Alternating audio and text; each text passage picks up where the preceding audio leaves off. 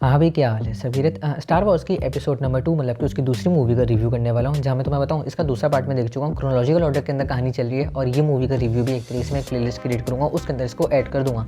जहाँ ये वाली मूवी हमारे पास अटैक ऑफ द क्लोन्स इस मूवी का नाम है, 2002 में रिलीज़ हुई थी। इसका रिव्यू अगर किया जाए तो ये असल में सेकंड इंस्टॉलमेंट हमारे पास बनती है स्टार वॉर्स की प्रीक्वल ट्रिलॉजी के अंदर, जिसमें कहानी टेक प्लेस करती है इसके फैंटम मेनेस पहले वाले पार्ट के 10 साल के बाद कहानी टेक प्लेस करती है। इस मूवी के डायरेक्टर हमारे पास जॉर्ज लुकास हैं, जो कि कहानी एक तरीके से फॉलो कर रही है। हमें दो तरह के जेडाई नजर आते हैं, एक है ओबी वैन केनोबी, दूसरा है हमारे पास उसका जूनियर जो उससे चीज़ें सीख रहा है, जो है हमारे पास एनाकिन स्काईवॉकर। मूवी के अंदर हमें एक तरीके से ऐसा सिनॉप्सिस दिया गया है कि कुछ खतरे हैं गैलेक्टिक रिपब्लिक को, तो वो चीज़ कुछ अनकवर होने वाली है, अनफोल्ड होने वाली है, कुछ अलग अलग राज हमें पता चलेंगे। और वो मूवी में हमें पता चलते हैं कि एक क्लोन आर्मी क्रिएट की जा रही है, उसका लीडर हमारे पास नाम रखा गया जो कि है काउंट डोकू नाम का बंदा, जो हमारे पास एनाकिन स्काईवॉकर उसकी कहानी को थोड़ा सा एडजस्ट किया जाता है। जिस सेनेटर पेडमी एमिडेला जिसका कैरेक्टर प्ले किया नेटली पोर्टमैन ने, तो उसके साथ हमें एक तरीके से थोड़े बहुत रिलेशनशिप्स डेवलप हो रहे होते हैं एनाकिन स्काईवॉकर के। वो चीज़ें हमें दिखाई जाती हैं, फोरशैडो की जाती हैं और उस तरीके से कहानी एक तरह से डेवलप हो रही है। हमारे पास एनाकिन स्काईवॉकर की जो डार्क साइड होगी वो थोड़ी थोड़ी हमें इसमें रिफ्लेक्ट होती हुई नजर आती है। जहाँ मैं तुम्हें एक बात बताऊँ, विजुअली मूवी के ऊपर बात करो तो फिल्म हमारे पास इंप्रेसिव है, जिसमें हमें लार्ज स्केल बैटल सीन्स देखने को मिले हैं और मैसिव किस्म की बैटल्स हमें नजर आ रही हैं, जिसमें क्लोन वॉर्स हो गई, क्लोन आर्मी हो गई, जेडाई फाइट्स हो गई।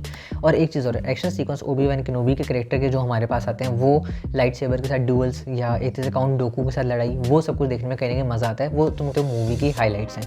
जो CGI है वो एक तरीके से मूवी के अंदर इतना इस्तेमाल हुआ है कि हमारे पास जो प्रैक्टिकल एलिमेंट्स हैं वो ओवरशैडो हो जाते हैं और एक तरीके से कुछ सीन्स एक तरीके से तुम कह सकते हो आर्टिफिशियल लग रहे होते हैं। इस मूवी के अंदर जो प्लॉट एनाकिन और पैडमी वाला हमें देखने मिलता है वो तो वीकर एस्पेक्ट्स को फोरशैडो करता है, लेकिन वो तुम कह सकते हो क्रिटिसाइज इसी वजह से हो रहे हैं क्योंकि उसमें डायलॉग्स काफ़ी ऑकवर्ड हैं, लेकिन केमिस्ट्री उनकी जो लैक कर रही है वो आगे चल के तुम एडजस्ट कर लेते हो, तुम्हें पसंद आनी शुरू हो जाती है।